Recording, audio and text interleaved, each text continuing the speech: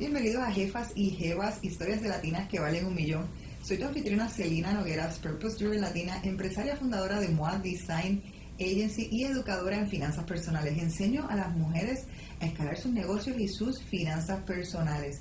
Entrevistamos latinas con negocios de facturación millonaria y hablamos de dinero. Nos encanta hablar de dinero, de mucho dinero y temas que a ustedes las latinas les gusta.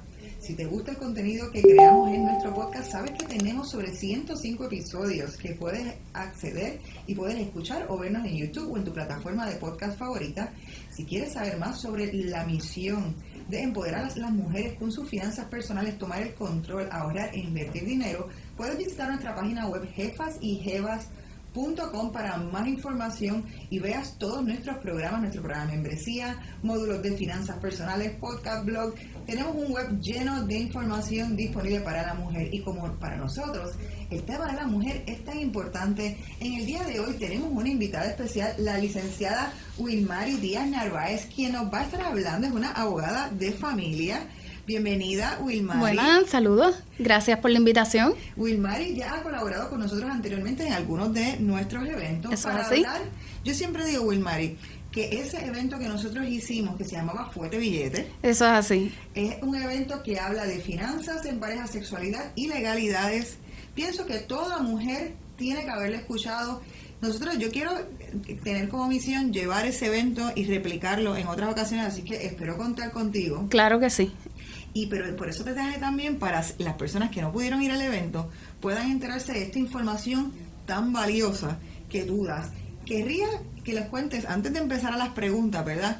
Un poco, o sea, para mí, ¿verdad? He conversado contigo en muchas ocasiones, eres una autoridad en el tema, tienes muchísimos años de experiencia. Quisiera que le contaras precisamente cuál es la experiencia que nos va a decir que tú eres la dura aquí para contestar estas preguntas. Pues mira, yo me gradué en el 2004 de la Escuela de Derecho de la Universidad de Puerto Rico y en el 2005 revalidé, juramenté y a partir de ahí estuve 1 año y medio, casi 2, en el Departamento de Justicia, en la División de Contributivos y Deudores al Estado. Y después de ahí, pues me fui por mi cuenta. Tengo oficina junto con mi hermano, el licenciado Wilfredo Díaz Narváez, pero yo me encargo desde hace más de 16 años, voy a cumplir ahora el año que viene, y mi base fundamental es Derecho de Familia y Civil. Y eso es un tema que es medular para la mujer, por eso para nosotros es tan importante. Es sumamente importante y nos dimos cuenta en la conferencia cuánta desinformación hay entre las mujeres, ¿verdad? Y esto es el asunto del empoderamiento, que fue lo que yo hablé allí, a la hora de tomar decisiones tan básicas como casarte, no me caso, convivo, no convivo, hago testamento, no lo hago, si tengo hijos, cuáles son los derechos, cuáles no, de yo divorciarme. Y me vi allí cuánta desinformación había en mujeres que son empresarias. Correcto. Sí, y eso para mí... No importa en dónde estés a nivel profesional o hasta si tienes un negocio o no, hay mucho desconocimiento y uno falla y erra por ese desconocimiento. Es correcto, y mi experiencia es básicamente, como te dije, familia. Yo llevo custodia, yo llevo divorcio, pensiones, pero también pues he estado en casos civiles, desde accidentes de tránsito. O sea, mi experiencia es bastante amplia, pero sobre todo en los últimos 14 años, mi práctica principal ha sido derecho de familia. Pues entonces ahora vamos a ir a lo que vinimos. Vamos a hablar del primer contrato que es importante para que una mujer se oriente y se eduque, y es el contrato de matrimonio. Correcto, eso es así. Posiblemente muchas de nosotras nos inculcaron, o la sociedad, ¿verdad?, nos metió en la cabeza la idea de la boda, pero nos hablan de la ceremonia. Es correcto. Pero lo que no te hablan, de eso se habla mucho de la planificación, escoger el bizcocho, escoger las cosas, pero tú no hablas de escoger ese abogado que te va a hacer las capitulaciones, de qué cosas tienes que prever.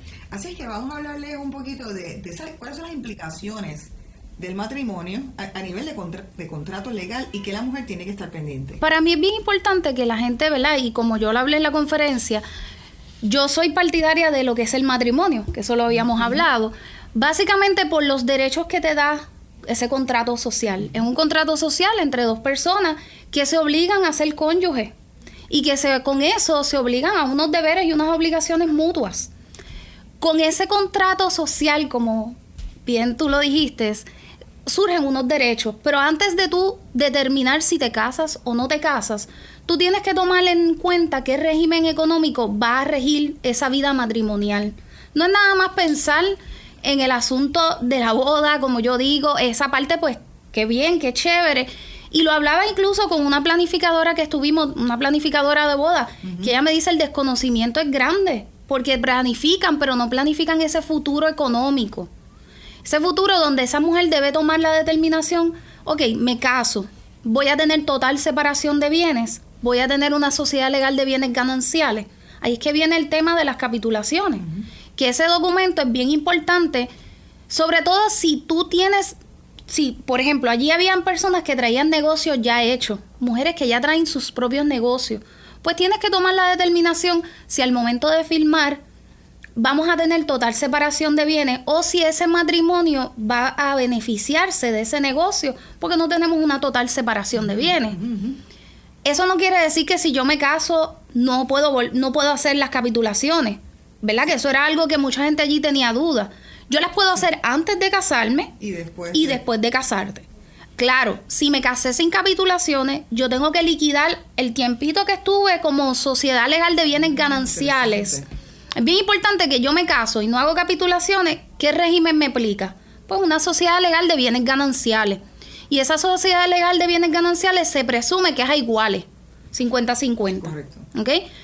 Si no, ¿verdad? Surge esa sociedad legal de bienes gananciales y yo decido a los 3 meses hacer capitulaciones, las puedo hacer, pero esos 3 meses que yo viví bajo sociedad legal de bienes gananciales, yo tengo que liquidarlo para poder hacer unas capitulaciones. Ah, qué interesante. Y eso es bien importante, ¿verdad? Porque antes no se te permitía hacer capitulaciones una vez te casabas.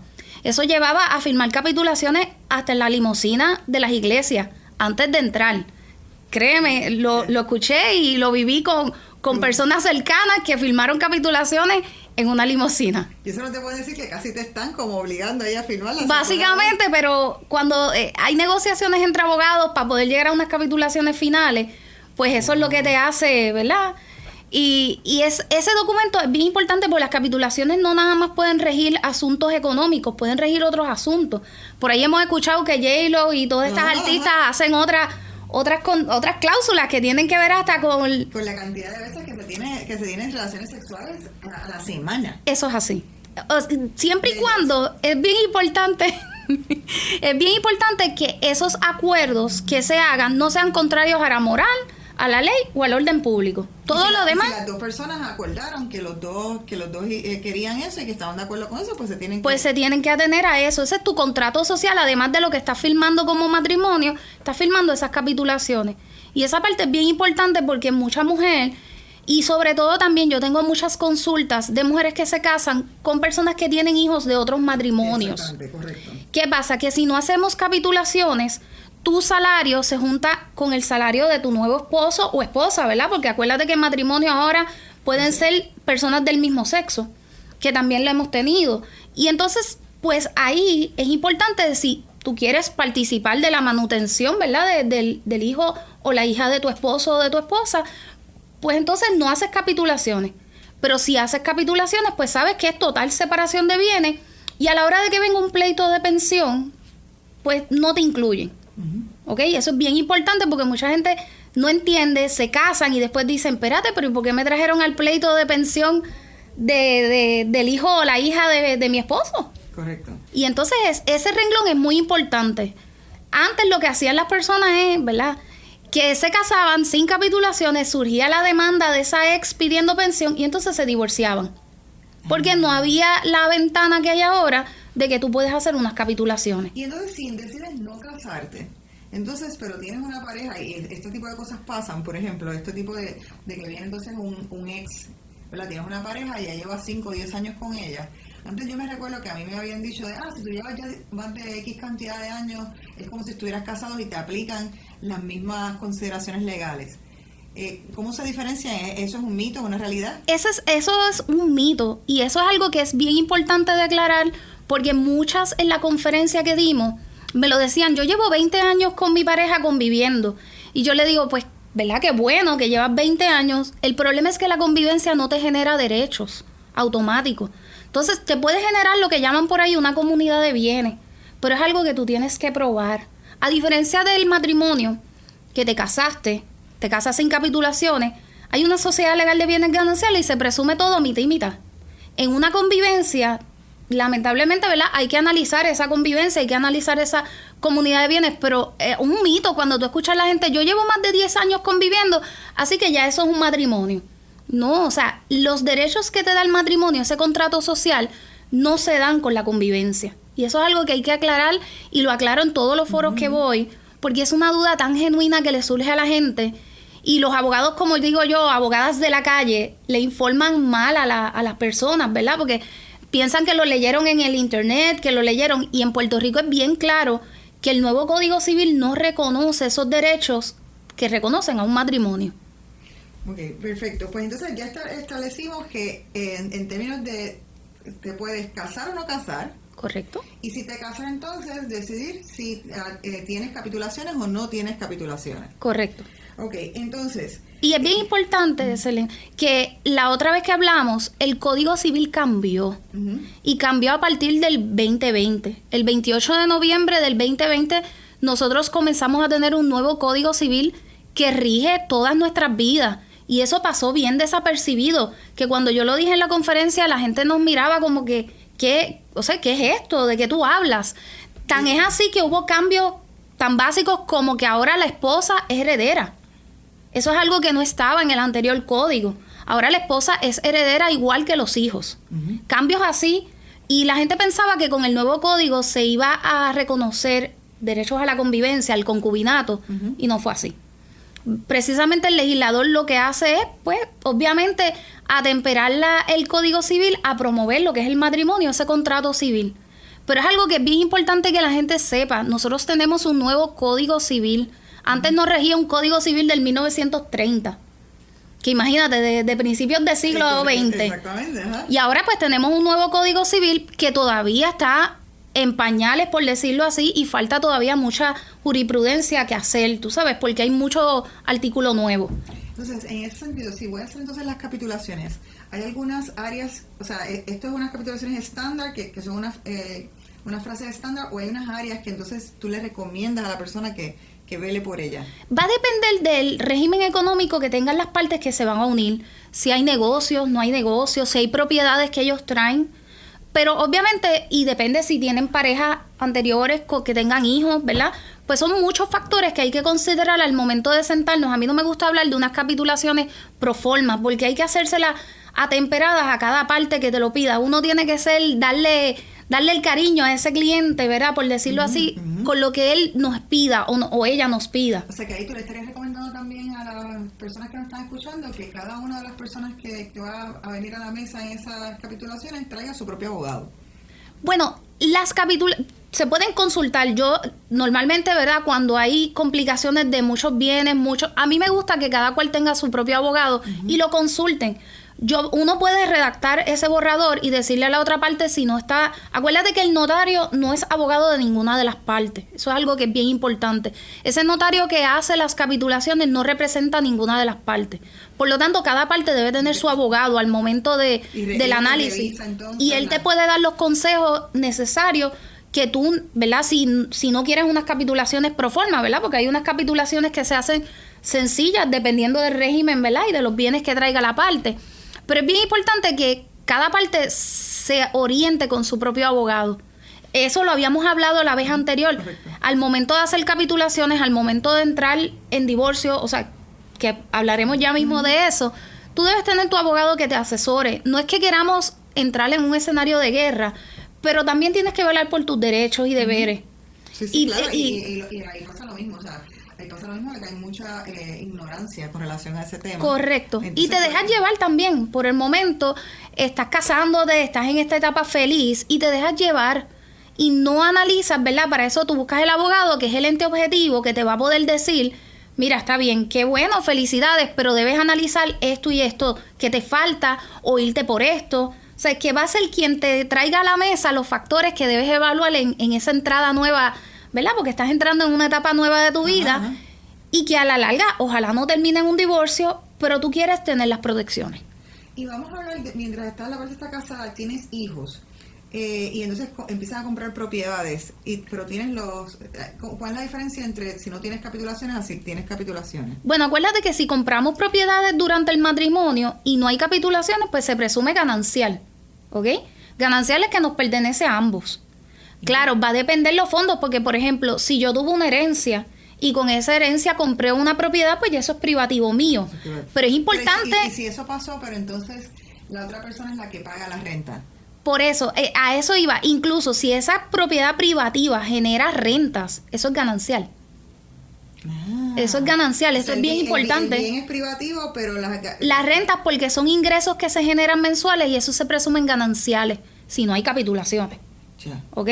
Por eso es que es bien importante el asunto de las capitulaciones. Porque si tú tienes planes, tú como mujer, ¿verdad? Que vas a entrar en un matrimonio, tienes planes de comprar propiedades, tienes negocios que generan rentas, que generan frutos, pues hay que tomar en cuenta el asunto de las capitulaciones y la total separación de bienes. Y en ese caso vamos a hablar entonces si tengo negocio. Si una de las dos partes trae un negocio a la ecuación, pero el negocio es de esa persona, y viene entonces y se casa, ¿cómo ese negocio es un bien privativo? ¿Ese negocio no se toca si viene un acreedor? Lo que pasa es que va a depender, por ejemplo, si esa nueva pareja o tu nuevo esposo o esposa lo entras al negocio y él comienza a trabajar y a generarle ganancias y hacerle un aumento de valor a ese negocio, hay que ver si ese aumento de valor del negocio se pudiera considerar ganancial. Por eso es que es bien importante, ¿verdad?, que tomemos las decisiones en el momento, ya sean negocios, ya sean propiedades. ¿Cuáles son tus planes futuros al momento de entrar a ese matrimonio? Si tus planes son, voy a formar un negocio, voy a comprar propiedades que van a generar, pues tú tienes que tomar decisiones. O si ya tú las traes de forma privativa tuyas, pero no quieres que se convierta algo en ganancial, como lo son las ganancias, ¿verdad? Porque, un ejemplo, la gente no entiende cómo una propiedad que es privativa mía genera renta y eso es ganancial. Entonces tú dices, pues mira, ahí tú tienes que tomar decisiones si tú quieres que el matrimonio se beneficie de esos ingresos o si ocurre un divorcio, si a la larga la otra parte puede exigir de esas ganancias. Pero y en ese caso, si tú traes el negocio pero no trabajas en el negocio, o sea, no... Si no tienes y es privativo tuyo, pues ahí no hay intervención como tal de algo ganancial. ¿Ok? Eso es bien importante. Lo importante es que ese negocio, si es privativo y la otra parte no interviene en lo absoluto, pues es tuyo. Y ahí no hay problema. El problema es cuando de momento ponemos a la pareja porque necesitamos ayuda que nos trabaje y quién mejor que la pareja de uno, ¿verdad? Que hay la confianza y lo quieres poner a trabajar o la quieres poner a trabajar en el negocio, pues ahí pudiéramos tener unos asuntos de si es ganancial y hasta dónde. Obviamente el negocio no, ni el concepto, pero las ganancias. Correcto. Entonces, ahí yo creo que eso nos lleva a hablar de, entonces, ¿verdad? No todo termina como los cuentos de hadas. Eso es correcto. Y uno entra obviamente muy emocionado a una relación, pero pueden fallar desde el primer año hasta muchos años después. He tenido divorcios de hasta un mes. De hasta un mes. Se casaron ¿Y se considera nulo o no? No, ha sido, inclusive convivían por 17 años y se casaron y al mes se divorcian. ¿Ves? Por eso es que yo no me quiero casar, te lo he dicho. Pero en ese momento, o sea, ¿cuál es entonces, qué orientación le da particularmente a las mujeres, que es nuestra audiencia, con relación a qué cosas tienen que prever? O sea, y vamos a hablar en el caso que no hayan hijos, en el caso que hay hijos particularmente también, en el caso que no estén trabajando porque se quedaron como cuidadoras del hogar. Ok, eso es bien importante porque uno de los cambios que te había hablado del Código Civil es que nos eliminó todas las causales de divorcio que antes hablaban de adulterio, trato cruel, separación, abandono de hogar. Todas esas causales se eliminaron. Ahora en Puerto Rico, con el nuevo Código Civil, tú te divorcias o por ruptura irreparable o por consentimiento mutuo.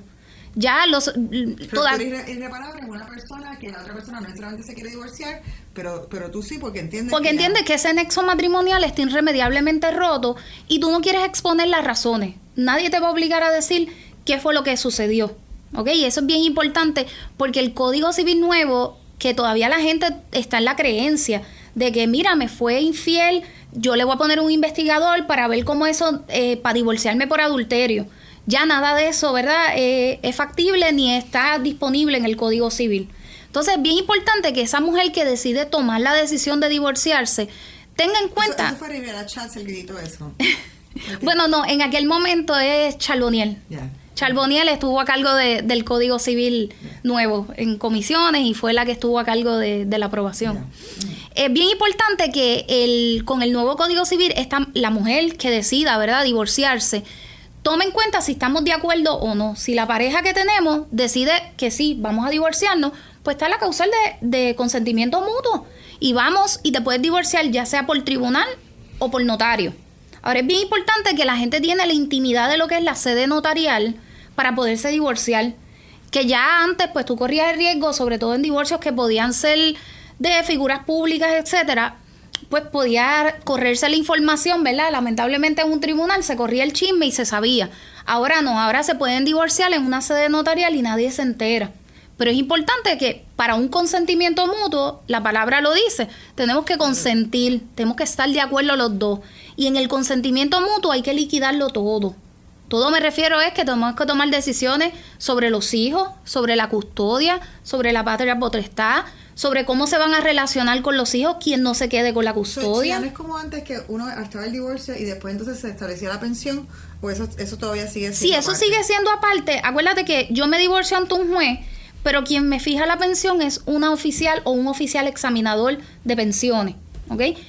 En un consentimiento mutuo hasta acordamos cuánto vamos a pasar de pensión, Okay. porque cada cual se ha reunido con un abogado, hemos podido llegar a unos entendidos y hemos podido analizar los ingresos de las partes y dejarnos llevar para saber por las tablas cuánto se supone que sea de pensión. Es importante que se sepa que la custodia, ¿verdad?, es la tenencia física de dónde duermen los niños, como digo yo, día a día. La patria potestad son las decisiones que hay que tomar con respecto a los menores, ¿ok? Como la religión, la educación, la salud. Eso es patria potestad. Todo eso tenemos que tenerlo de acuerdo si nos vamos para un consentimiento mutuo. Está lo que es custodia compartida, que lo escuchamos por ahí tanto hablando. Pero ¿y si las personas están de acuerdo en que se van a divorciar, pero no están de acuerdo en la pensión? Entonces no pasaría por consentimiento mutuo. Nos tendríamos que ir entonces por ruptura irreparable. Wow. Muchas veces eso es lo que... Literalmente consentimiento mutuo es que están de acuerdo en todo, que no estamos juntos, pero no estamos revueltos tampoco. Correcto. Y para eso normalmente los abogados llevamos unas negociaciones que a veces tardan meses en lo que nos ponemos de acuerdo. Pero como el fin último es tratar de llegar a un consentimiento mutuo, cada parte se lleva un abogado y podemos negociar tras bastidores y después presentamos esa petición de divorcio ante un tribunal. ¿Y qué beneficio tiene la persona que sea por consentimiento mutuo? Bueno, que liquidaste todo y no tienes que hacer un pleito aparte para una liquidación de bienes. Por ejemplo, cuando este matrimonio tiene propiedades, tiene negocios en común, tienen botes, carros, deudas, si no nos ponemos de acuerdo en un consentimiento mutuo, tenemos que irnos por ruptura, nos divorciamos y después tendríamos que presentar un pleito aparte para esa liquidación. Y obviamente estamos hablando de gastos a nivel de honorarios de abogado, porque ya no resolví todo, y aparte, no resolví todo en una sola vista, como es el consentimiento mutuo. Tengo que después entablar una demanda aparte, con lo que eso conlleva la carga emocional también. Entonces, también por lo que estás diciendo, ya la parte de... ay, Dios mío, de pegar a cuernos, de... Adulterio. De adulterio, gracias.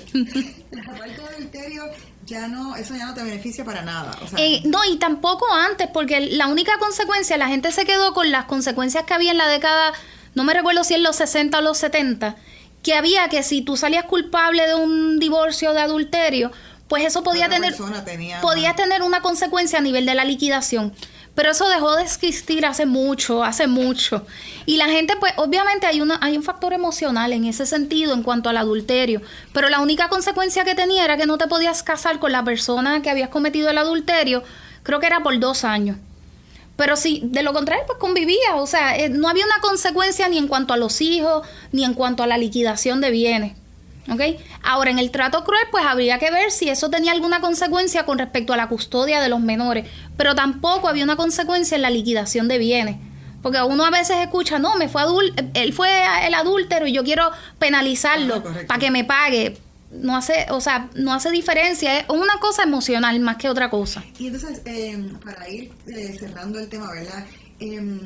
Las mujeres pueden pagar pensión porque aquí, ¿verdad? Muchas veces tenemos como esta imagen de que es el hombre el que paga pensión. Las mujeres pagan pensión. ¿Cómo se establece? Vamos a hablar un chin de la pensión. Sí, es bien importante. Yo tengo clientes que tienen, ¿verdad? Según tengo mujeres, también tengo hombres que tienen la custodia de sus hijos. Y son las madres las que pasan pensión. Es bien importante que para la pensión, hay gente que me dice, esas tablas son bien fuertes porque un hombre o una mujer que pasa pensión, lo único que se le reserva es $615 al mes. Porque las tablas establecen que un hombre o una mujer que pasa pensión vive con 615. O sea, se revisó el Código Civil en el 2020, pero no se revisó la tabla. No se han revisado, a pesar de la inflación que tenemos, correcto, a pesar de los cambios económicos, y eso es lo que trae muchas veces las diferencias y las desavenencias entre las parejas, ¿verdad? Porque tú tienes una persona que pasa pensión, que se quiere relacionar con sus hijos, pero no le da económicamente. Y entonces hay mujeres que me pasan pensión, pero hay que tomar en cuenta los ingresos. Ok, ¿cómo se fija una pensión? Yo tomo en cuenta los ingresos de ambas partes. Ingreso es todo beneficio económico que tenga la parte. Eso incluye car allowance, eso incluye si me pagan el celular, si me pagan dieta o millaje, todo eso yo lo sumo a ese ingreso. Y eso se va por unas tablas. A eso yo le sumo, ¿verdad? Eso es lo que llaman la pensión básica. A esa pensión básica yo le sumo lo que llaman por ahí una suplementaria. Y es que me toca aportar en el gasto de vivienda, en los gastos escolares o en los gastos de salud de los menores. Y es bien importante porque la gente a veces piensa, no, pero es que mi ingreso es menos de lo que me están imputando. Es que para un ingreso, ¿verdad? Cuando yo voy a fijar cuál es el ingreso neto de esa persona que pasa pensión, aunque tu car allowance tú lo pagues para adelante completo, ¿verdad? Porque normalmente a ti te dan $700 de car allowance y tú pagas 700 de carro y tú dices, pero es que a mí no me sobra en el bolsillo. Pues lo cuentan como ingreso. Y esto es algo que es bien importante porque la gente tiene desconocimiento de eso. Me pagan dieta y millaje, yo lo tengo que sumar. Me gané el premio de la loto, yo lo tengo que considerar para fines de la pensión. Mira, se nos está acabando el tiempo, pero quería hablar también de otro de los mitos más comunes o realidades más comunes, y es la parte de establecer, o sea, hay un divorcio, tú me vas a corregir mejor, pero la cláusula de que el nene, los niños tienen que vivir con los mismos estándares de vida.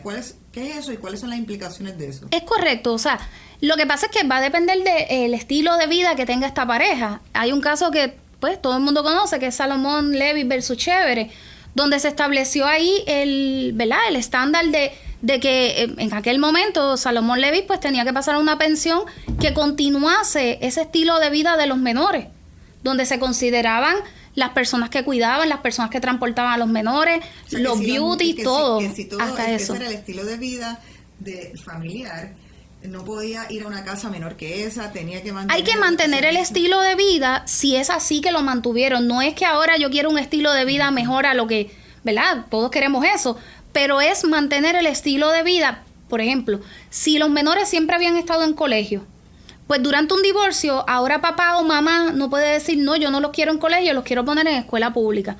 Pues ¿por qué cambiarle el estándar de vida? Eso habría que, obviamente eso queda a manos de un juez que lo evalúa, o una jueza que lo evalúa, ¿verdad? Pero es algo que se puede argumentar, porque es un estilo de vida que los menores, si llevaban 11, por ejemplo, están y llevan octavo grado toda la vida en un colegio, y los padres pues deciden divorciarse, y papá o mamá dicen, no, ahora yo los quiero en escuela pública. No.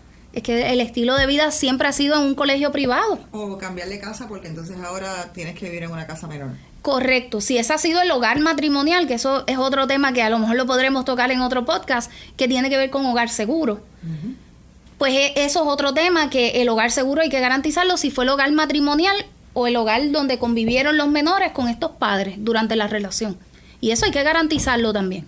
Bueno, Wilmaria, aquí hay muchísima tela para cortar y puedo estar contigo siempre que me envuelvo hablando contigo. Eso es así. Que no hemos contado de las historias que tú no, tienes. Olvídate, si nos ponemos aquí. Quería que le dieras algún último consejo, o sea, a nivel general de ese tema en particular que es matrimonio, contratos, capitulaciones, divorcio. Según tu experiencia, lo que tú has visto, ¿qué es lo que tú quisieras decirle, como que educarlas, ¿no? Para que ves que este error se comete todo el tiempo. Yo lo que quisiera es que antes de uno tomar la decisión maravillosa de quererse casar o de querer tomar la decisión de convivir, siempre se orienten con un abogado o una abogada de su preferencia, ¿verdad? Porque estamos hablando de que son decisiones que te afectan en un futuro y que al momento de que, ¿verdad? Estamos bien, pero al momento en que ya el estar bien no es lo que prevalece, sino que ya vamos a una separación, pues tú saber que en un futuro tienes las herramientas y el conocimiento para tomar las decisiones apropiadas. sobre todo pensando en ese hijo o hija si vas a tener, en ese negocio que yo vengo trayendo o que creé durante el matrimonio. Yo siempre digo que el empoderamiento que nosotras como mujeres debemos tener es el acceso a la información. Y mientras más información tengamos, mejores decisiones podemos tomar. Sobre todo que en los procesos de divorcio, que eso yo te lo dije, es cuando vemos las verdaderas personalidades de las personas. Y a veces decimos lo que es divorcio o lo que son herencias.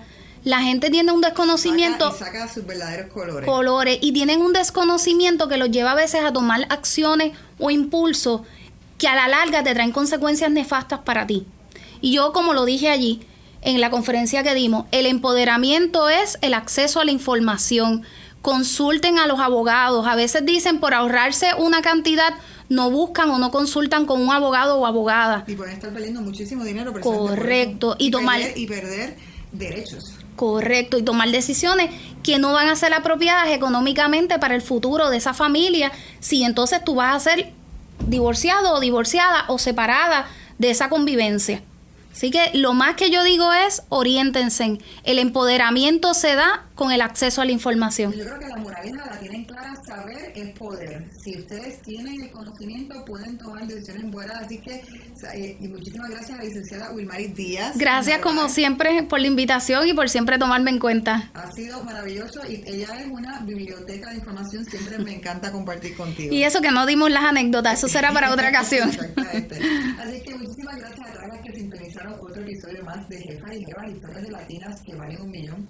Soy Celina Nogueras, Purpose Driven Latina, empresaria, fundadora de MOA Design Agency y enseño a las mujeres a escalar sus negocios y finanzas personales.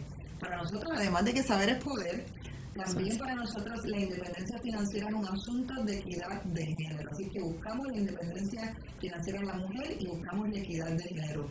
Tenemos muchísimos episodios para ti, tenemos un programa de membresía, así que si te quieren empapar de todo lo que hacemos, accesa a jefayjevas.com. Tenemos sobre 105 episodios y suscríbete a nuestros episodios para que te lleguen inmediatamente lanzamos, porque siempre tenemos o historias de latinas empresarias exitosas o temas como este sumamente importantes para la mujer latina o temas de dinero, porque mira, nos gusta hablar de mucho dinero.